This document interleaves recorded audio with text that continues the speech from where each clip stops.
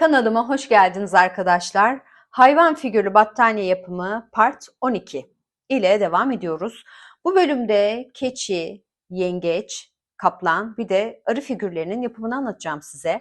Ancak başlamadan önce kanalıma ücretsiz abone olur, videomu beğenir, bir de yorum bırakırsanız çok mutlu olurum. Hazırsak haydi başlayalım. Şimdi arkadaşlar arı figürü için yine sihirli halka oluşturuyorsunuz. Sihirli halkanın içerisine 12 adet ikili trabzan yapıyorsunuz. Bakın ikinci sıraya geçtiğiniz zaman bir önceki sırada yapmış olduğunuz 12 adet ikili trabzanın her birinin tepe noktasına 2 defa batarak bu sıra sonunda yani ikinci sıranın sonunda 24 adet ikili trabzan elde ediyorsunuz. Ardından üçüncü sıraya geçiyorsunuz arkadaşlar. Bakın üçüncü sırada bu defa bir tek bir çift, bir tek bir çift batarak sıranın sonunda 36 adet yine ikili trabzan elde ediyorsunuz. En son arkadaşlar sıranızı birleştirin kaydırma yöntemiyle bir adet zincirinizi çekin ve ipinizi kesin. Şöyle güzelce sıkıştırın. Şimdi hemen siyah ipimize geçelim arkadaşlar. Bakın siyah ipimizle bir adet şöyle zincir oluşturun. Ardından arkadaşlar bakın. Daha önce örmüş olduğunuz parçanın herhangi bir noktasına girin, bir adet ilmek alın ve sık iğne tekniğiyle bunu birleştirin. Ardından bakın 6 adet zincir çekeceğiz. Çok sık olmasın arkadaşlar. 1, 2, 3, 4, 5, 6. Şimdi bakın 6 adet zincirimizi çektik. Son zincirimizi atlıyoruz. 5. zincirden itibaren yani son zincirimizi dönme amaçlı, yükseklik amaçlı kullanacağız. Dolayısıyla geriye bizim 5 adet zincirimiz kalıyor. Bu 5 adet zincirin her birine birer tane sık iğne yapacağız. Bakın arkadaşlar. Şöyle evet bakın. 1 sonrakine geçiyorum. 1 sık iğne, 2 sık iğne oldu yani toplamda. Bir sonrakine geçtim arkadaşlar. 4. zincirime geçiyorum ve son zincirime geçiyorum. Şimdi bakın. Toplam 5 adet sık iğnemizi şöyle yapabilsem evet. Toplam 5 adet sık iğnemizi yaptık. Ardından arkadaşlar bakın hemen sıradaki yine ikili trabzanın tepe boşluğuna girerek bir adet sık iğne ile şimdi burayı birleştiriyoruz.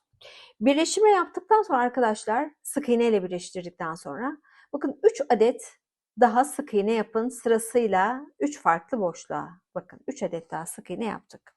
Ardından bakın bu antenin tekini yapacağız.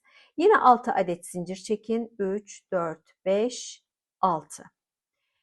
Yine son zinciri atlayarak bakın 5. zincirden itibaren her boşluğa birer defa girerek sık iğnelerinizi yapın. Bakın 1, 2, 3, 4 ve 5. Bakın yine 5 adet sık iğnemi yaptım.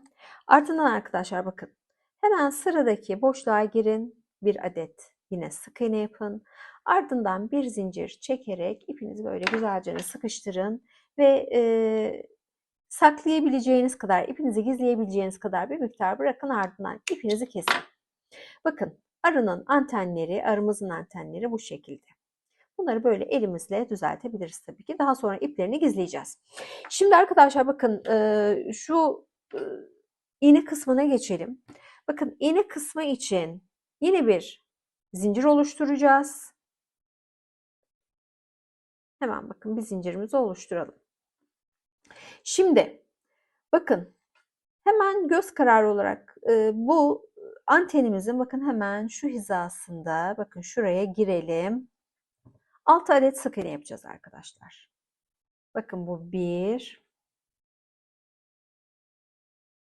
2, 3, 4, 5, 6.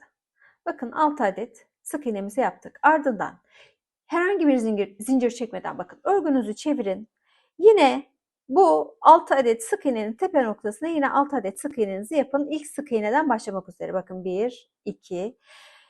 İlk sık iğne derken arkadaşlar bakın söküp göstereyim size. Hemen şu ilk sık iğneye batıyoruz. Bakın 1, 2, 3, 4, 5 ve sonuncu sık iğne batıyorum. Bakın 6. Şimdi sarı ipime geri döneceğim arkadaşlar. Bakın dilerseniz burada ipinizi kesip koparıp sarı ipliğe geçebilirsiniz. Ama ben renk değişimi yaptığım zaman arkadaşlar bakın son ilmeğin kapamasını yeni geçeceğim renkle yapıyorum. Bu bir renk değiştirme tekniğidir. Bakın biz son sık iğnemizin kapamasını yapmıştık. Bakın burayı sökelim. Kapamayı sarı iple yapalım. Bakın kapamayı sarı iple yaptım. Ardından bunu sıkın tabii ki arkadaşlar. Siyah ipinizi şöyle bir sıkalım, gevşek kalmasın. Bakın kapamamızı, hatta şu siyah ipi arkadaşlar bir yeniden düzelteyim. Çok gevşedi. Bakın son sık iğnemi yaptım. Kapamamı yapmıyorum. Hemen sarı ipime geçerek kapamayı yapıyorum. Ardından bakın örgünüzü yeniden çevirin. Bu defa bakın ilk sık iğnenin, hatta şöyle bakın yapabilirsiniz dilerseniz. Şöyle siyah ipinizle, yani yumağınıza bağlı olan siyah iple bu yeni başladığınız sarı ipin uçlarını şöyle birbirine bağlayın. Sökülmesinler. Evet. Tamam. Şimdi bakın arkadaşlar. İlk sık iğnenin tepe noktasına ve son sık iğnenin tepe noktalarına ikişer adet sık iğne yapacağız. Yani ikişer adet arttırır, 2 adet arttıracağız. Bakın 1, aynı boşluğa yeniden giriyorum. 2. Ardından devam ediyorum. Bakın 3, 4, 5, 6. Sonuncuya yine 2 defa giriyorum. Bu sırada toplam 8 adet sık iğnem oluyor benim. Yine örgünüzü çevirin arkadaşlar. Her sık iğnenin tepe noktasına birer defa batın bu defa. Bakın 1, 2, 3, 4, 5, 6, 7 ve bu da 8. sık iğne. Toplam zaten 8 arttırmalarımızla birlikte 8 adet sık iğnemiz olmuştu. Şimdi bakın örgümüzü bir daha çevireceğiz. Ama bu defa yine siyah ipe geçeceğiz. Bakın siyah ipe geçtiğimizde o zaman ne yapalım? Bakın kapamamızı yeniden açalım. Bu defa kapamayı siyah iple yapalım çünkü renk değişikliği yapıyoruz. Renk değişikliği yaptığınız zaman arkadaşlar kapamalarınızı hangi renkle devam edeceksiniz o renkle yapabilirsiniz. Bakın örgümüzü yeniden çevirdik. Şimdi bu sırada 8 olan ilmek sayımızı yine 6'ya düşüreceğiz. Bu defa ne yapacağız? Bakın ilk sık iğneyi önce bir örün. Ardından ikinciye girip bir adet ilmek alın. Aldığınız ilmeği tığınızda bekletin. Yeniden bir sonrakine girin, bir adet ilmek alın. Bu defa bakın tığınızın üzerindeki 3 adet ilmeği birlikte çekerek kesmenizi yapın. Şimdi devam edelim arkadaşlar. Son 3 ilmeğe kadar bakın 1, 2, 3. Bu son 3 ilmekte duracağız.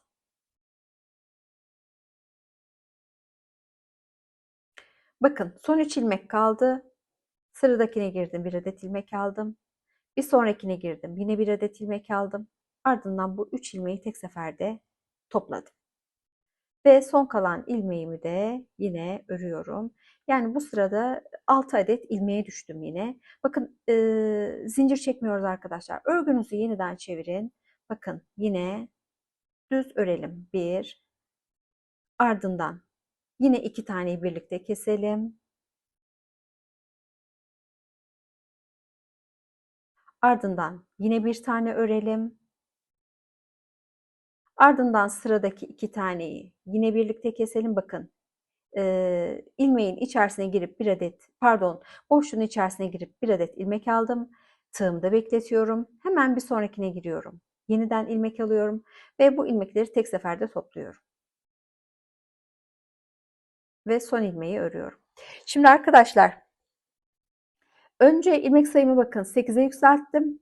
Sonra siyah ipin birinci sırasıyla bu ilmek sayısını 6'ya düşürdüm ve bu sırayla birlikte 4'e düşürdüm. Bakın şimdi yeniden kesme yapacağız. Bu defa arkadaşlar bakın sıra başlarında zincir çekmiyorum arkadaşlar. Bakın 1, 2, 3, 4.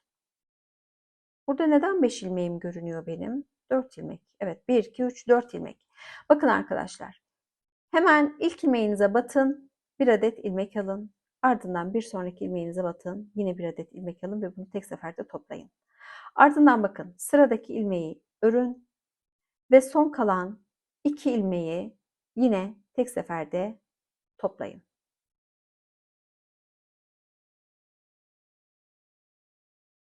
Ardından örgünüzü yine çevirin arkadaşlar.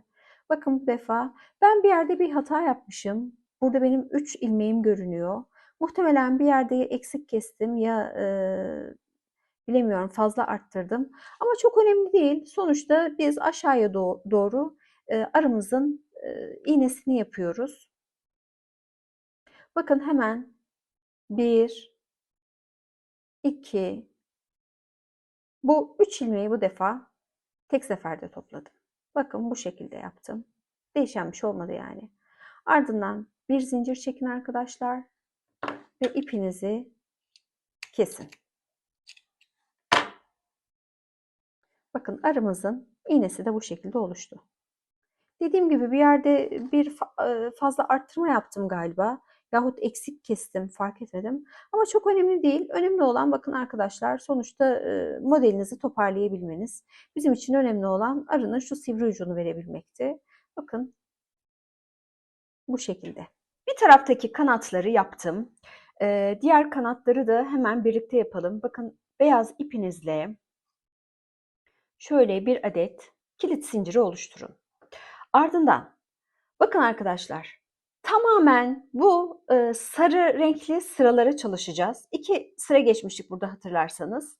Bakın hemen şu alt sırasından başlıyorum sarının. Bakın tığımın üzerine herhangi bir ip almıyorum. Sadece ilmek oluşturdum. Bakın arkadaşlar sarının olduğu sıraya şu şekilde tığınızı geçirin. Buradan bir adet ilmek alın. Ve ikisini tek seferde çekerek sık iğne yapın. Bakın ardından 1, 2, 3 adet zincir çekin. Şimdi arkadaşlar üçlü trabzanlar yapacağız buraya. Şimdi sık iğnenin de bir yüksekliği olduğu için bu 3 zincir bize yetecek. Yani toplamda 4 zincir gibi bir şey olacak burası. Bunu da bir adet üçlü trabzan olarak kabul edeceğiz. Bakın tığınıza ipinizi 2 kere dolayın. Ardından aynı boşluğa yeniden batın ve bir adet ilmek alın. Bakın tığımın üzerinde 4 adet ilmek oluştu. İlk 2 ilmeği birlikte, sonraki 2 ilmeği birlikte, son kalan 2 ilmeği yine birlikte çekerek bakın üçlü trabzanımı yaptım. Şimdi bir tane daha yapalım arkadaşlar aynısından. Bakın tığımın üzerine 2 kere doladım ve ikişerli ikişerli çektim bunları. Şimdi sonu bitişi arkadaşlar başlangıçtaki gibi zincirle yapacağız. Çünkü ilmeğimizi alt tarafa almamız gerekiyor. Bu defa 4 zincir çekin arkadaşlar. 3, 4. Aynı boşluğa geri gidin. Bir adet ilmek alın. Bu defa kaydırma yapın yalnız. Sık iğne değil. Bakın kaydırmayla bitirdik. Şimdi bir üst sıradaki bakın sarıya tığınızı geçirin yine. Buradan bir ilmek alın. Bu defa sık iğne yapın. Ardından 3 adet zincir ve diğer kanatta yaptığımızı tekrarlayacağız arkadaşlar. Tığınıza 2 defa dolayın.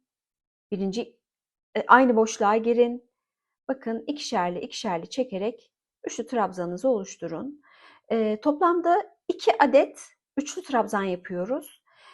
Başlangıçtaki ve bitişteki zincirlerle birlikte bunları 4 adet üçlü trabzan olarak kabul ediyoruz. Bakın en son 3, 4 adet zincirimi çektim.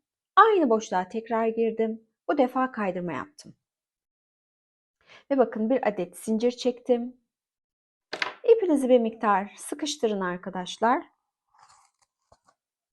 Bakın ardından kesebilirsiniz. Tabii ipimizi gizleyeceğiz. Ben bu tarafta gizledim ama bunu da gizleyeceğiz birazdan. Şimdi bakın arkadaşlar. Yine düğüm tekniğiyle 2 adet göz yaptım ben buraya. Bunun yapılış şeklini Part 2'de yer alan kedi ve ahtapot yapımını anlattığım videoda bulabilirsiniz.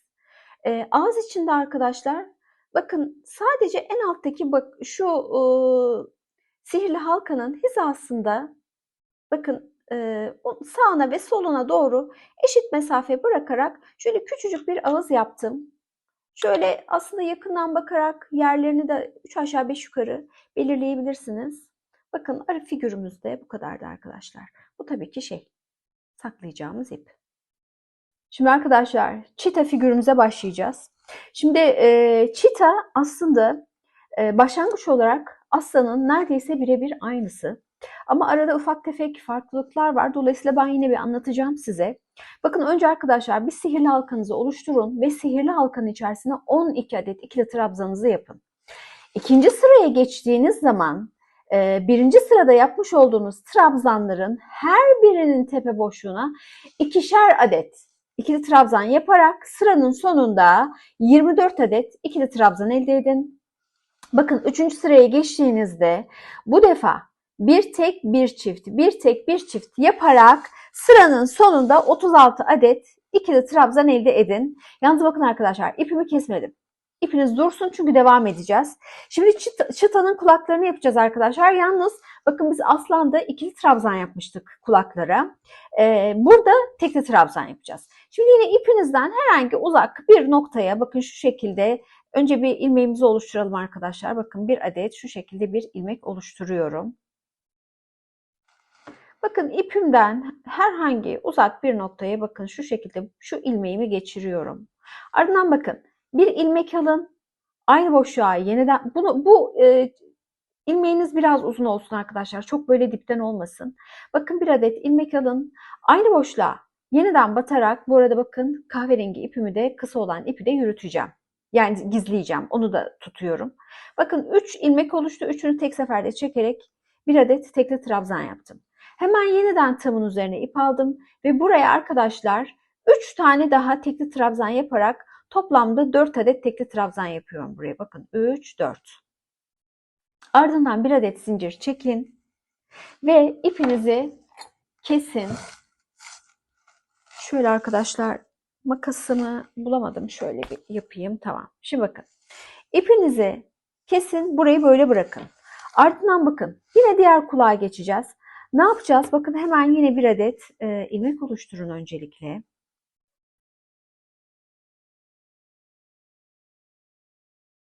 Şöyle evet. Şöyle bir adet ilmeğinizi oluşturun.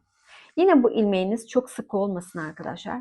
Bakın 10 adet tepe boşluğunu atlayıp 11.'ye batacağız. Bakın hemen buradaki birinciyi unutmayın yalnız. 1, 2, 3, 4, 5, 6, 7, 8, 9, 10 atladım. 11.'nin içerisine tığımı geçirdim. Bakın ilmeğimi buradan çıkarıyorum arkadaşlar. Burada ne yaptıysam aynısını tekrarlayacağım. Hemen tığınızın üzerine bir adet ilmek alın. Aynı boşluğa yeniden girerek tekli trabzanınızı yapın. Ve bunu 3 defa daha tekrarlayarak buradaki tekli trabzan sayınızı 4'e tamamlayın. Bakın bu 3, bu da 4. Ardından yeniden bir zincir çekin ve ipinizi kesin. Şöyle bu defa koparıyorum arkadaşlar çünkü makasımı göremedim. Şimdi bakın kahverengi ipi bir kenara bırakacağım. Yeniden sarı ipime dönüyorum. Bakın en son birleştirmemi yaptım. Şimdi bakın bir adet zincir çekin. Bir üst sıraya geçmek için. Şimdi kaydırma yapmış olduğum boşluk burası. Hemen bu boşluktan başlayarak komple bir sık iğne yapıyorum arkadaşlar. Bakın birinci kulağa gelene kadar sık iğnelerime devam edeceğim. Birinci kulağı gösterdikten sonra kalanını sizin yapmanızı isteyeceğim. Bakın hemen komple devam edin. Çok kasmayın arkadaşlar ipinizi. Çok sıkmayın yani. Aksi halde ipiniz kasılır, örgünüz kasılır.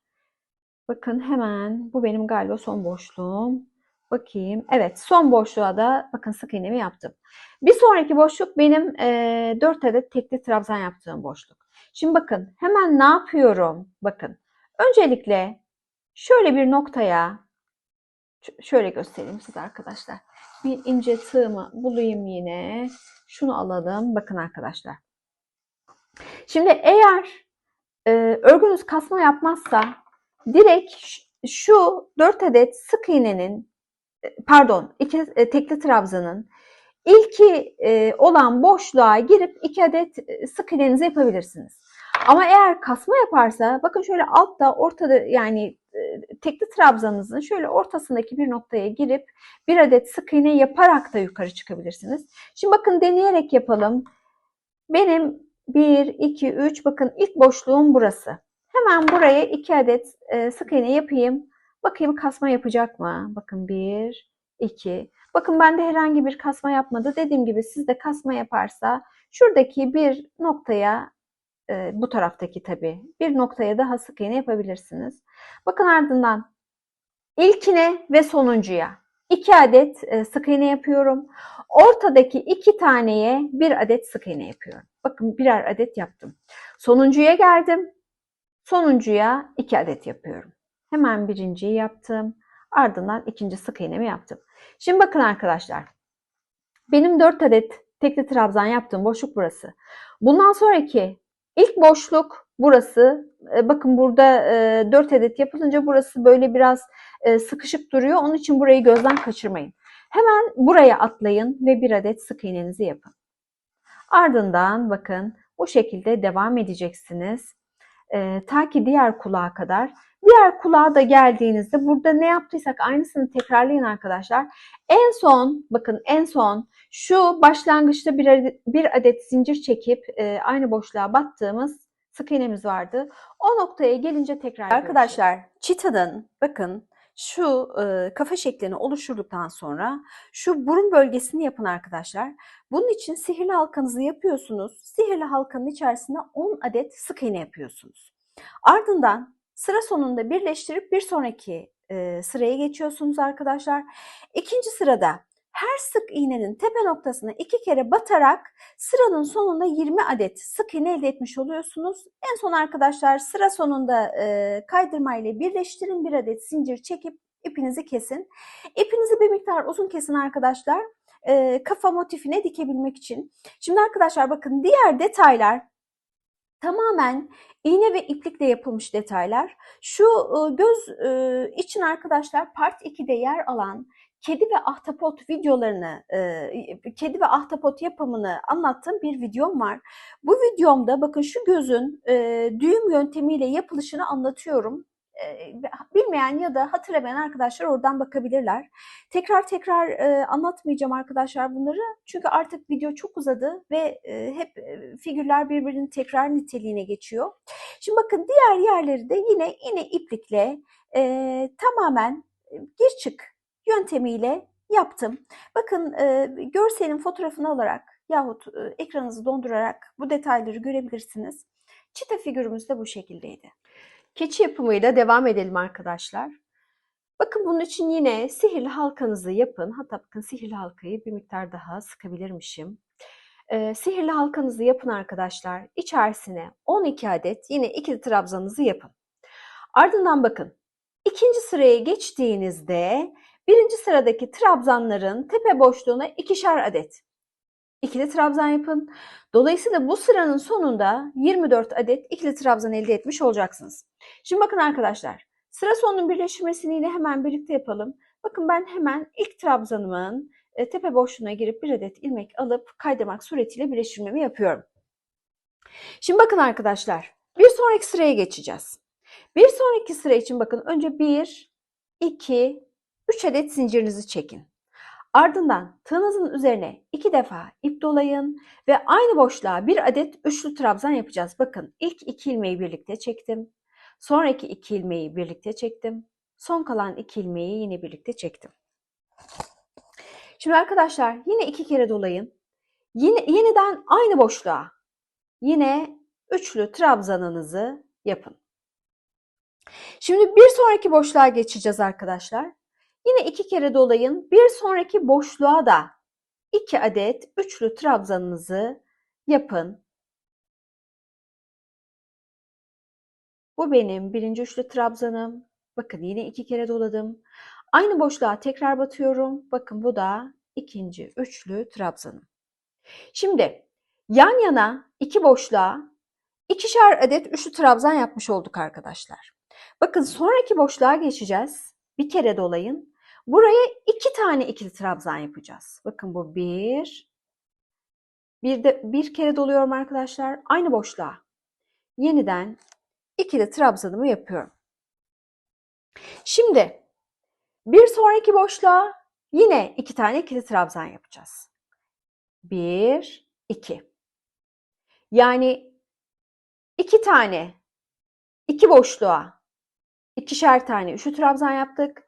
Sonraki 2 boşluğa da ikişer tane ikili trabzan yaptık. Şimdi bakın bir sonraki boşluğa geçiyorum arkadaşlar. Buraya bir tane ikili trabzan yapacağım. Sonraki boşluğa geçiyorum. Buraya 2 tane ikili trabzan yapacağım. Şimdi sıranın sonuna kadar artık daha doğrusu sıranın sonuna kadar değil de son 3 boşluk kalana kadar bu şekilde devam edeceğiz arkadaşlar. Bir boşluğa bir tane ikili trabzan yapıyorsunuz. Bir sonrakine geçtiğinizde 2 tane yapıyorsunuz. Sonrakine 1, sonrakine 2 şeklinde son 3 boşluğa gidene kadar devam edin. Son 3 boşluk kalana kadar devam edin. Burada yeniden görüşelim. Son 3 boşluk kalana kadar ikili trabzanlarımı bir çift bir tek şeklinde devam ettirdim. Bakın sıradaki boşluğa yine tığımın üzerine ip alıyorum. Bu defa 2 adet ikili trabzan yapıyorum. Bakın 1, 2.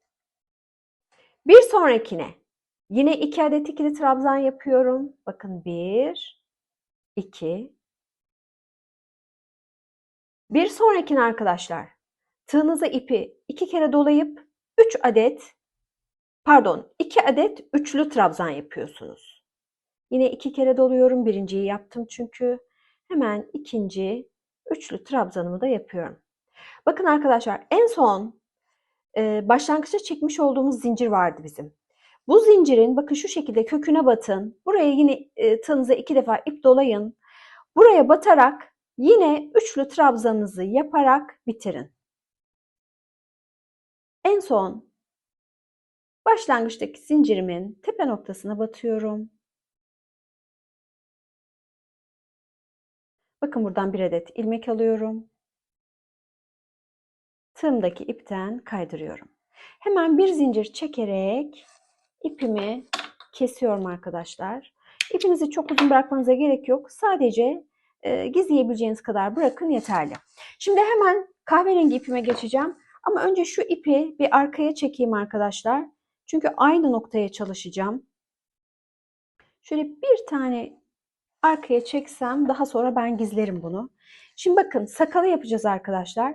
Sakal için önce bakın bir adet bir kilit zinciri oluşturun.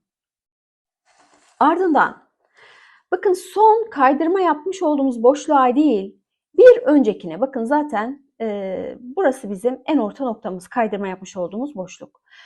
Bu kaydırma yapılan boşluğa değil bundan bir öncekine bakın tığınızı geçirin bir adet ilmek alın ve bunu buraya sık iğne ile tutturun. Ardından arkadaşlar bakın 4 adet zincir çekin. 1, 2, 3, 4. İlk zincire atlayın. İkinci zincire batıp bir adet sık iğne yapın. Bir sonrakine geçin arkadaşlar. Daha doğrusu bir öncekine geçin. Bakın yine bir adet sık iğne yapın. Bir zincirimiz kaldı. Hemen buraya da batıp bir adet sık iğnemizi yapalım. Bakın bu şekilde. Hatta bakın sık iğne ile tutturduğumuz noktaya girip bir tane daha buraya sık iğne yapabiliriz. Daha düzgün durması açısından. Ardından arkadaşlar sıradaki boşluğa girin. Sıradaki boşluk zaten benim kaydırma yapmış olduğum boşluktu. Hemen buraya girin arkadaşlar. Yine sık iğne ile ipinizi buraya tutturun. Ardından bu defa 5 zincir çekiyoruz. 3, 4, 5. Son çektiğimiz zinciri atlayıp bir öncekine bir adet sık iğne yapıyoruz. Ardından bir sonrakine geçiyoruz. Buraya da bir adet sık iğne. Bir öncekine geçiyoruz. Bakın bir adet sık iğne. İlk zincirime geçiyorum. Buraya da bir adet sık iğne. Bakın geçiş yaptığım sık iğnenin kök noktasına da yine bir batıyorum. Bir adet sık iğne de buraya yapıyorum. Ardından bir sonraki boşluğa geçiyorum. Bakın bir sonraki boşluğa geçtim. Yine sık iğne ile birleştirdim. Yine 4 adet zincir çekin arkadaşlar. 2, 3, 4. İlk zinciri atlayın. İkinciye bir adet sık iğne. Bir sonrakine geçin. Bir adet sık iğne. Son zincirinize geçin. Yine bir adet sık iğne. En son bakın yine başlangıçta sık iğne ile yan tarafa kaymıştık. Bunun da köküne batarak arkadaşlar bir adet sık iğnenizi şöyle yapın. Ardından bakın aynı boşluğa tekrar girin. İlk başlangıçta zincir çekmeden önce sık iğne yaptığımız boşluktan bahsediyorum.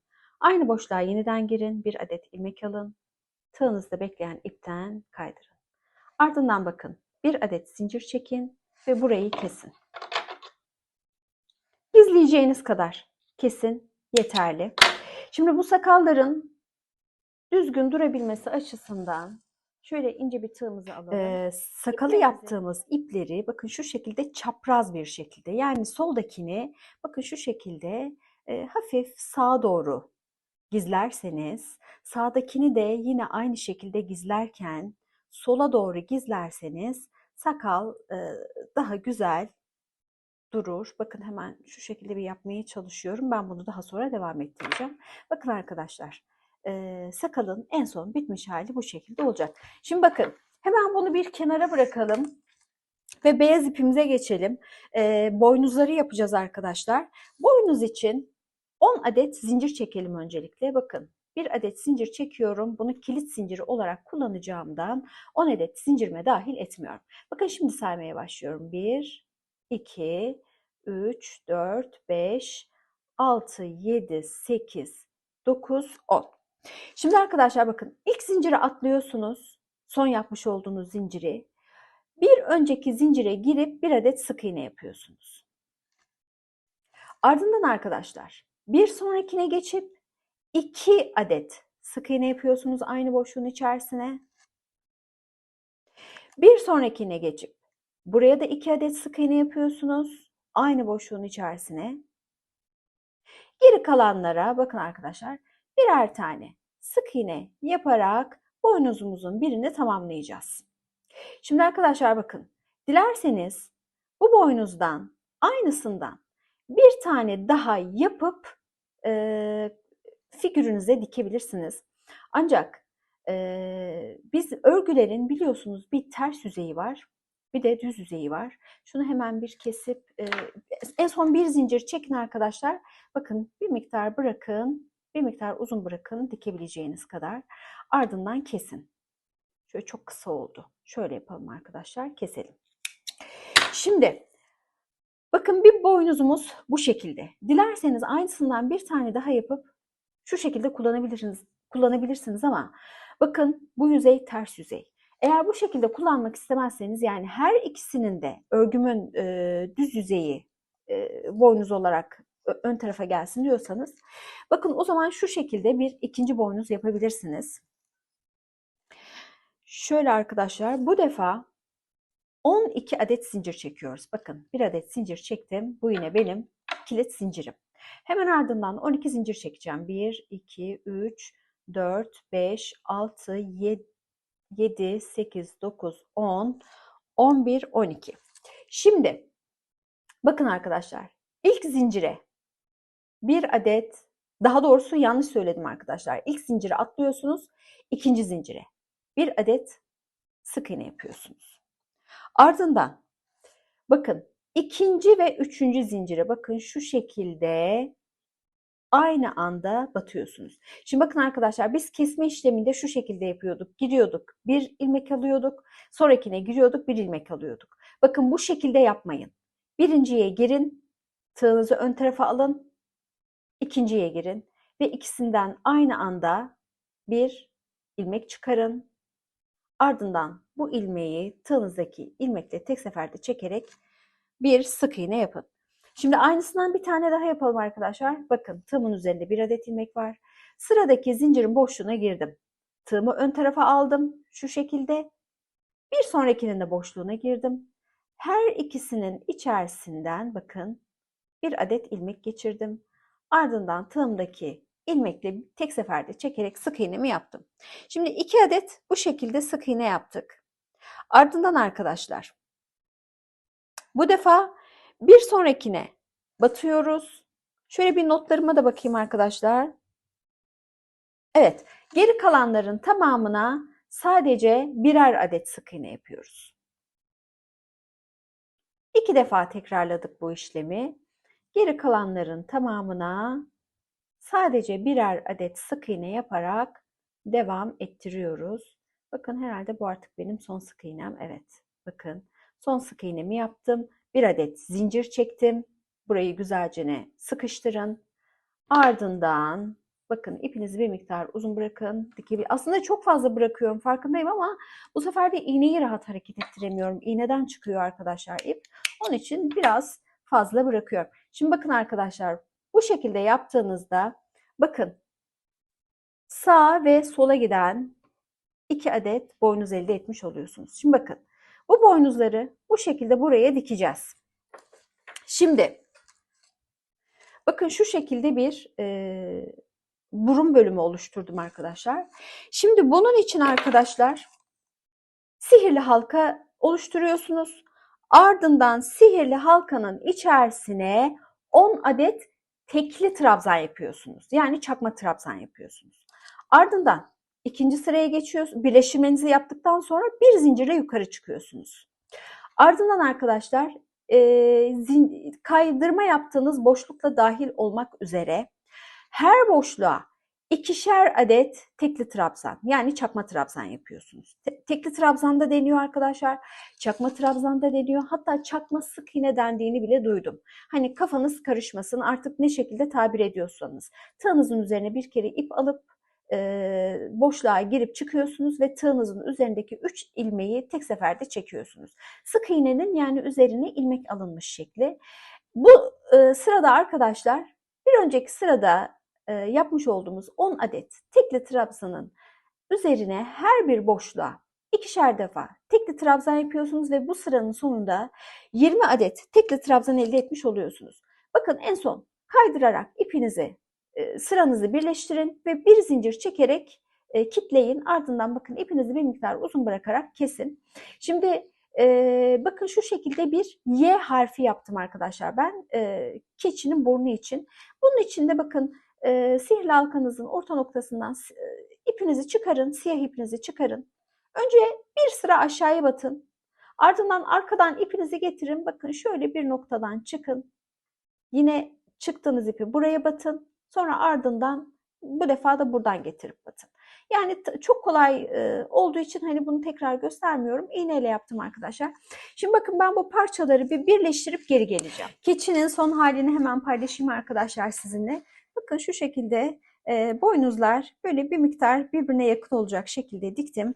Şimdi bakın boynuzlardan birinin ucu sağ tarafa bakıyor, diğerinin sol tarafa bakıyor. Her ikisinin de düz yüzeyi bize dönük bir şekilde dikilmiş. Şimdi arkadaşlar bakın kare motifinize dikerken şu kulakları böyle biraz böyle dikleştirerek dikerseniz daha hoş durur.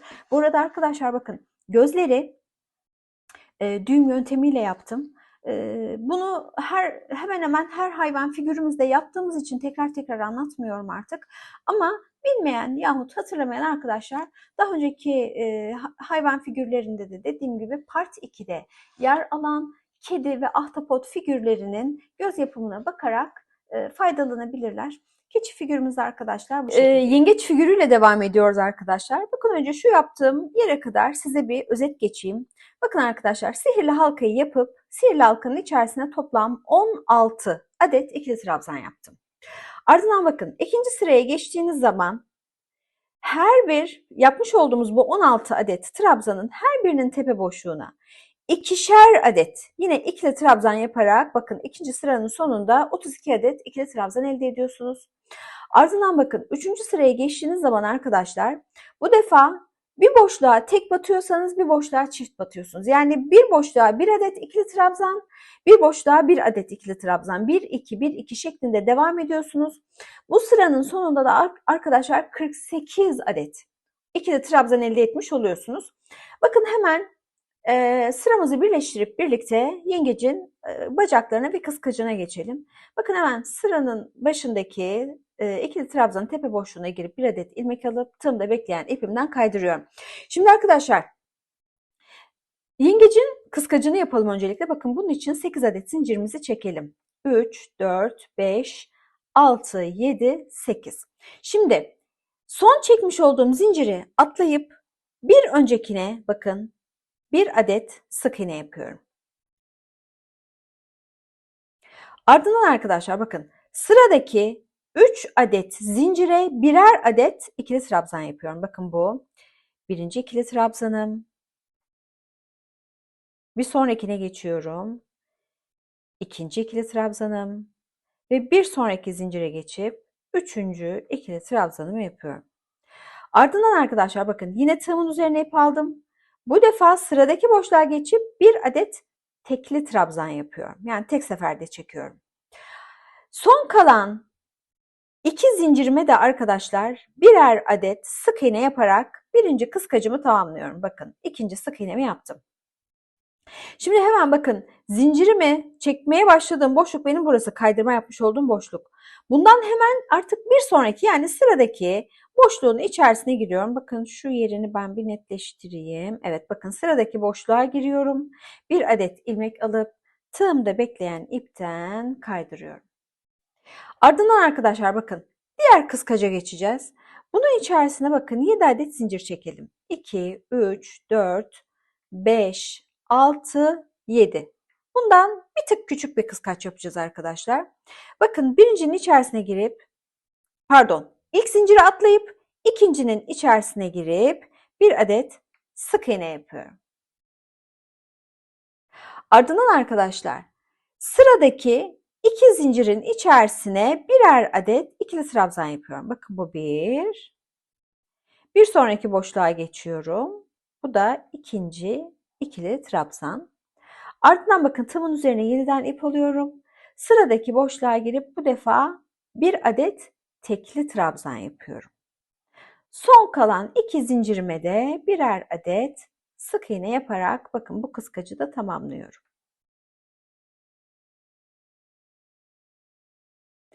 Şimdi arkadaşlar bu kıskacı bakın şu yuvarlak motifimize tutturmak için sıradaki boşluğa giriyoruz. Bakın şuradaki sıradaki boşluğa giriyoruz ve bir adet kaydırmamızı yapıyoruz. Ardından arkadaşlar bakın 2 adet daha kaydırma yaparak kaydırma sayımızı 3'e çıkarıyoruz. Evet bakın bunlar birinci kıskaçlarımız. Şimdi bu defa 6 adet zincir çekelim arkadaşlar. 3, 4, 5, 6. İlk zinciri atlayıp geri kalan 5 zincirin tamamına birer adet sık iğnelerimizi yapalım. Bakın bu ikinci sık iğne, üçüncü sık iğne, 4 ve 5. Şimdi bunlar artık bacaklarını oluşturacak arkadaşlar. Dolayısıyla bakın kıskaçlardan bir tık daha ince yapıyoruz bunları. Bakın sıradaki boşluğa giriyorum. Kaydırma yapıyorum. 2 adet daha kaydırma yaparak buradaki yapmış olduğum kaydırma sayısını 3'e çıkarıyorum. Yine 6 adet zincir çekiyoruz arkadaşlar. 4, 5 ve 6. Yine bakın bu bacakta ne yaptıysak aynısını yapacağız. İlk zincirimizi atlıyoruz. İkincinin içerisine girip bir adet sık iğne ve devam eden zincirlerin tamamına girip birer adet sık iğne yaparak toplam 5 adet sık iğne yapıyoruz. Bu da bakın son sık iğnemiz. Hemen yine sıradaki boşluğa giriyoruz arkadaşlar. Bir adet kaydırma yapıyoruz. Ardından yine sıradaki 2 adet boşluğa tek tek girerek kaydırmalarımızı yaparak buradaki kaydırma sayımızı 3'e çıkarıyoruz. Şimdi bir bacak daha yapacağız arkadaşlar. Bakın yine 6 adet zincir çekelim. 3, 4, 5 ve 6. Yine ilk zinciri atlıyoruz ve geri kalan 5 zincire birer adet sık iğnemizi yapıyoruz. 2, 3, 4 ve 5. Şimdi bakın arkadaşlar, hemen bir önce bacağı alta tutturalım. Hemen bir sıradaki boşluğa girip bir kaydırmamızı yapalım. Şimdi bakın arkadaşlar, yengecin bakın bir tarafının bacakları ve kıskaçları. Tamam. Şimdi diğer tarafa yapacağız. Şimdi bunun için bakın toplam 11 adet kaydırma yapacağız. İlk kaydırmamızı yaptık ama. Dolayısıyla bakın 10 tane daha kaydırma yapıp burayı 11'e tamamlayalım. İkinci kaydırmam oldu bu benim. 3, 4, 5, 6, 7, 8, 9, 10 ve 11.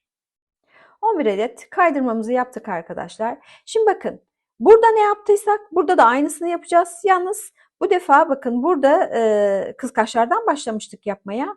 Burada haliyle tabii ayaklardan başlayacağız. En son kıskaçlarda bitireceğiz. Dolayısıyla ne yapıyoruz arkadaşlar? Bakın önce 6 adet zincirimizi çekiyoruz. Çünkü bacaklardan başlayacağız. 2, 3, 4. Şöyle 4 etti galiba. Evet. 5, 6. Son zinciri atlıyorum. Yani en son çekmiş olduğum zinciri atlıyorum ve bir önceki zincirden başlayarak her zincirin içerisine bir adet sık iğne yapıyorum. Dolayısıyla toplamda 5 adet sık iğne yapmış olacağım. Bakın son iki zincirim. Birinci bacağı yaptık. Ne yapıyorduk arkadaşlar? Sıradaki boşluğa kaydırma yapıyorduk. Ardından 2 adet daha kaydırma yaparak kaydırma sayımızı 3'e çıkarıyorduk ve hemen bir sonraki bacağa geçiyorduk. 3, 4, 5, 6. Bacaklarda 6 adet zincir çekiyoruz ve son zincire atlayıp diğer geri kalan 5 zincirin içerisine birer adet sık iğnemizi yapıyoruz. Bakın ikinci, üçüncü, dördüncü ve beşinci sık iğne. Ardından bakın arkadaşlar sıradaki boşluğa girip daire motifindeki boşluğa girip kaydırmamı yapıyorum. Ardından bakın 2 adet daha kaydırma yaparak buradaki kaydırma sayısını 3'e çıkarıyorum. Ve son bacağımı yapacağım arkadaşlar. Bakın yine 6 adet zincir çekelim. Ve son zinciri atlayıp geri kalan 5 zincirin her birine birer adet sık iğnemizi yapalım. Dördüncü sık iğnemiz ve bu da bizim son sık iğnemiz. Şimdi bacakları tamamladık arkadaşlar. Bakın hemen yine sıradaki boşluğa girip bir adet kaydırmamızı yapalım. Şimdi bacakları tamamladık. Ne yapacağız? Bakın 2 adet daha kaydırma yapalım. Öncelikle buradaki kaydırma sayımızı 3'e tamamlayalım. Ardından arkadaşlar bakın şu kıskaçlara başlayacağız. Kıskaçlar için ne yapıyorduk arkadaşlar? Bakın önce 8 zincir sonra 7 zincir çekmiştik. Burada tam tersini yaptığımız için önce bir 7 adet zincirimizi çekelim. 3, 4, 5, 6 ve 7. Şimdi ilk boşluğa atlıyorum. İkinciye, ikinci zincire bir adet sık iğnemi yapıyorum. Şöyle arkadaşlar şurayı bir düzeltmem gerekiyor. Evet. Bakın ilk boşluğu atladım, ikinciye, ilk zincire atladım, ikinciye bir adet sık iğne yaptım. Ardından bakın sıradaki boşluğa bir adet ikili trabzan yapıyorum. Bir sonrakine bir tane daha ikili trabzan yapıyorum. Yine tığımın üzerine ip aldım arkadaşlar. Sıradaki boşluğa bir adet tekli trabzan yapıyorum. Son kalan iki zincirime de birer adet sık iğne yaparak bakın küçük olan kıskacımı bitiriyorum. Ardından arkadaşlar sıradaki boşluğa girip bir adet kaydırma yapıyorum. Burada bir kaydırma yapıyoruz arkadaşlar. Kıskaçların arasında sadece bir kaydırma var. Bakın bu defa 8 zincir çekiyorum. 3, 4, 5, 6, 7, 8. Yine ilk zinciri atlayıp ikinci zincirin içerisine girip bir adet sık iğne yapıyorum. Ardından bakın, sıradaki 3 zincirin içerisine birer adet ikili trabzan yapıyorum. Bakın bu birinci zincirim. Hemen yine tığımın üzerine ip aldım. Bakın ikinci zincire yaptım ikili trabzan. Hemen yine tığımın üzerine ip aldım arkadaşlar. Bakın bir sonraki zincire geçip üçüncü ikili trabzanımı yaptım. Şimdi yine tığımızın üzerine ip alıyoruz. Bir sonraki boşluğa bir adet tekli trabzan yapıyoruz. Son kalan iki boşluğa arkadaşlar birer adet sık iğne yaparak bu kıskacı da bitiriyoruz. Hemen sıradaki boşluğa girip bir adet kaydırmayla kıskacımızı buraya tutturuyoruz. Şimdi arkadaşlar bakın, bacaklar ve kıskaçlar bu şekilde ama bakın şurayı biz kaydırma yapmıştık. Dolayısıyla burayı böyle bırakmayın. Bu kıskaca gelene kadar, şu kıskaca gelene kadar kaydırmanızı yapmaya devam edin. En son kaydırmanızı yaptıktan sonra arkadaşlar bir adet zincir çekerek ipinizi kesebilirsiniz. Şimdi bu bölümü tamamlayıp geri gelelim. Arkadaşlar ben yengecin diğer parçalarını da tamamlayıp diktim. Bakın hemen şu beyaz ve siyah göz detaylarını da bir anlatmak istiyorum size kısaca. Beyaz göz için arkadaşlar yine sihirli halkanızı yapıp bunun içerisine toplam 6 tane sık iğne yapıyorsunuz. İkinci sırada 6 adet olan sık iğne sayınızı 12'ye çıkarıyorsunuz. Yani her boşluğa ikişer adet sık iğne yapıyorsunuz. Üçüncü sırada da bir tek bir çift batarak sık iğne sayınızı 18'e yükseltiyorsunuz. Bakın bundan 2 adet yapıyorsunuz. Siyah göz için ise arkadaşlar bakın yine sihirli halka yapıp 6 adet sık iğne yapıyorsunuz bunun içerisine ve sıra sonunda birleştirmenizi, kaydırmanızı yapıp bir adet zincir çekerek kesiyorsunuz. Yani siyah göz bir sıra sık iğneden oluşuyor. Beyaz kısım ise 3 sıra sık iğneden oluşuyor. Bakın parçalarınızı da bu şekilde tamamlayıp dikebilirsiniz. İplerinizi en son kesmeden önce arkadaşlar uzun tutarsanız en azından dikme amaçlı bakın kullanabilirsiniz. Evet, yengecimizin de son hali bu.